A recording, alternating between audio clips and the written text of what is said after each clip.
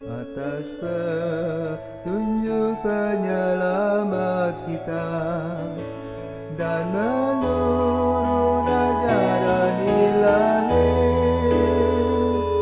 maka beranilah kita bernyanyi.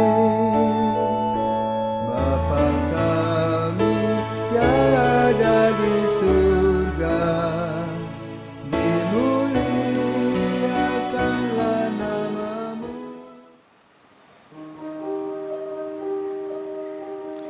Saudara-saudaraku terkasih, selamat pagi. Salam jumpa lagi dalam Sabda Siap Saji Senin 7 Juni, hari biasa pekan yang ke-10.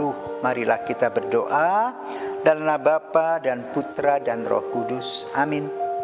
Allah Bapa Raja Maha Mulia, kerajaan-Mu Kau janjikan kepada orang miskin dan rendah hati. Kami mohon semoga kami dapat menerima semangat-Mu agar dapat memasuki kedamaian-Mu dan menjadi putra dan putri-Mu. Demi Yesus Kristus Putra-Mu dan pengantara kami kini dan sepanjang masa. Amin.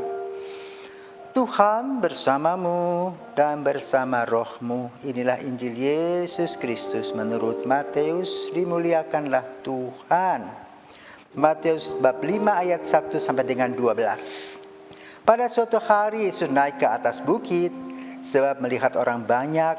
Setelah ia duduk, datanglah murid-muridnya kepadanya. Lalu Yesus mulai berbicara dan menyampaikan ajaran ini kepada mereka. Berbahagialah orang yang miskin di hadapan Allah, karena merekalah yang mempunyai kerajaan surga. Berbahagialah orang yang berduka cita, karena merekalah yang akan dihibur. Berbahagialah orang yang lemah lembut, karena mereka akan memiliki bumi. Berbahagialah orang yang lapar dan haus akan kebenaran, karena mereka akan dipuaskan. Berbahagialah orang yang murah hati, karena mereka akan beroleh kemurahan. Berbahagialah orang yang suci hatinya, karena mereka akan melihat Allah. Berbahagialah orang yang membawa damai, karena mereka akan disebut anak-anak Allah. Berbahagialah orang yang dianiaya demi kebenaran, karena merekalah yang mempunyai kerajaan surga. Berbahagialah kalian jika demi aku kalian dicela dan dianiaya, dan kepadamu difitnahkan segala yang jahat. Bersukacitalah dan bergembiralah, sebab besarlah ganjaranmu di surga. Sebab para nabi sebelum kalian pun telah dianiaya. Demikianlah Injil Tuhan, terpujilah Kristus. Berbahagia. Kalau ada perkawinan, biasanya pasangan pengantin baru ditanya oleh pastor, apa sih tujuan perkawinan? Biasanya orang menjawab, untuk mencari dan mendapatkan kebahagiaan. Apa sih bedanya antara kesenangan dan kebahagiaan? Kita sering jatuh pada kesenangan semata-mata, bukan mencari kebahagiaan. Yang artinya senang, artinya mencari berkaitan dengan hal-hal materi. Aku senang kalau punya uang banyak. Aku senang kalau aku punya mobil bagus, pakaian bagus, rumah bagus, suami ganteng, istri cantik. Menyenangkan.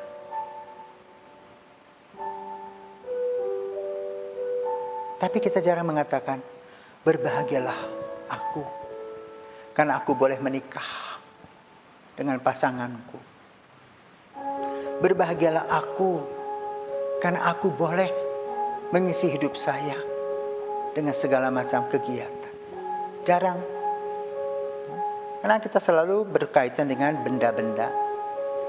Yuk kita makan ke restoran, enak loh makan di sana. Nah senang.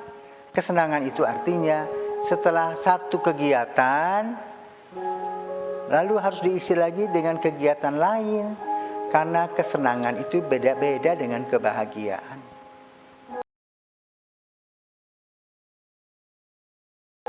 Kesenangan itu hanya sebagian-sebagian. Mereka sudah makan kenyang, itulah kesenangan. Sudah makan, ngantuk, tidur. Sesudah tidur bangun bisa olahraga, itulah kesenangan. Hari ini Yesus berbicara tentang kebahagiaan.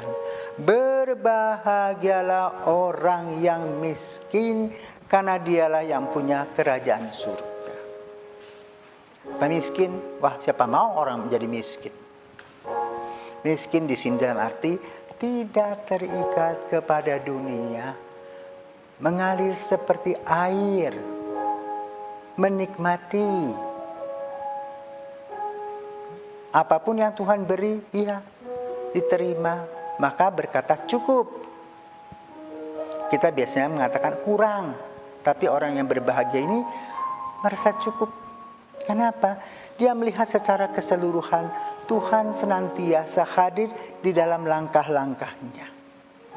Maka sebagai seorang Kristiani kita harus mempunyai pemikiran global, ya, bahwa hidup ini ada jatuh bangun, ada sehat dan sakit.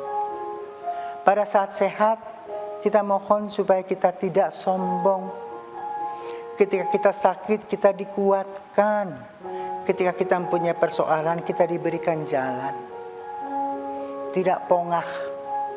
Ya. Maka orang-orang itu adalah orang-orang yang berbahagia. Karena apa? Dia sudah menjadi dirinya sendiri. Kalau dia sudah menjadi dirinya sendiri, maka dia tidak iri hati kepada orang lain. Dia tahu takaran yang diberikan Tuhan kepadanya. Seperti kita menggunakan pakaian, kita tidak pernah ribut SML. Tapi kita memakai ukuran pakaian kita sendiri. Tidak mau kita disuruh pakaian orang lain yang bentuknya lebih besar, misalnya XL, padahal tubuh kita L. Bahkan kalau kita punya tubuh S, dikasih XL itu kedodoran. Maka orang yang berbahagia adalah orang yang tahu pas pakaiannya seperti itu. Juga karisma yang dia miliki, talenta yang dia dapatkan, dinikmati. Ya. Maka selanjutnya adalah orang yang berduka cita karena mereka akan dihibur. Ketika duka cita datang pun, orang yang beriman kepada Yesus khawatir memang, tetapi tidak terlalu khawatir. Karena dia serahkan langkah-langkah hidupnya kepada Yesus. Dan dia berpegangan pada Yesus. Seperti seorang anak, biarpun dia ombang-ambing ombak, ketika ibunya naik kapal, dia duduk tenang di gendongannya. Itulah suasana kita. Berbahagialah orang yang lemah lembut, karena mereka akan memiliki bumi. Tidak sombong, lemah lembut. Menyapa orang, ini menggambarkan orang yang baik. Tahu di mana dia duduk, di mana dia berdiri.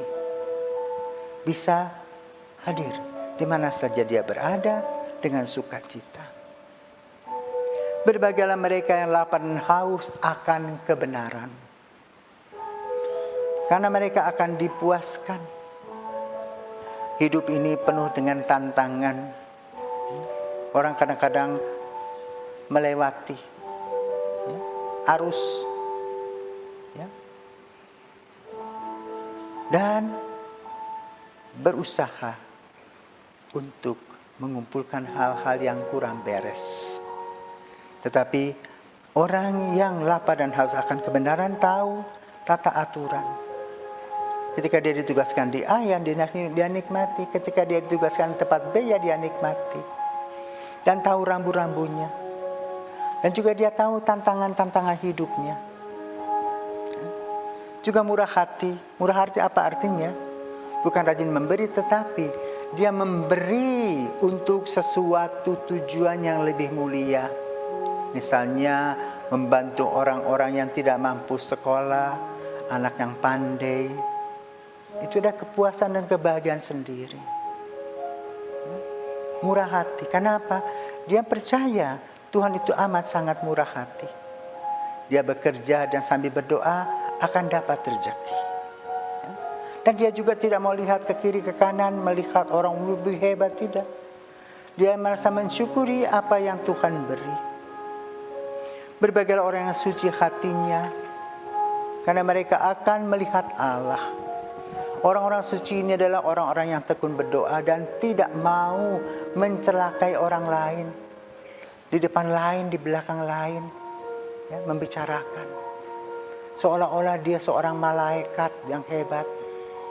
Orang yang suci hatinya tidak begitu. Itu namanya kesombongan rohani.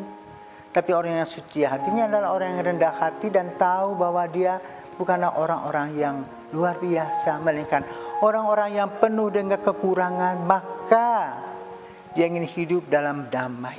Karena itu hidupnya mereka adalah membawa damai, tidak membawa keributan. Nah, itulah yang harus kita lakukan.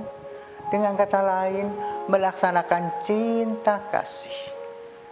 Cinta kepada Tuhan, cinta kepada sesama. Kalau dilakukan seperti itu, lahirlah kepuasan batin dengan rasa syukur. Semoga orang-orang Kristiani mempunyai semangat seperti ini. Tidak mengikuti semangat dunia yang penuh dengan tantangan, permusuhan, iri hati dan dengki, tetapi selalu membawa damai. Semoga Tuhan memberkati kita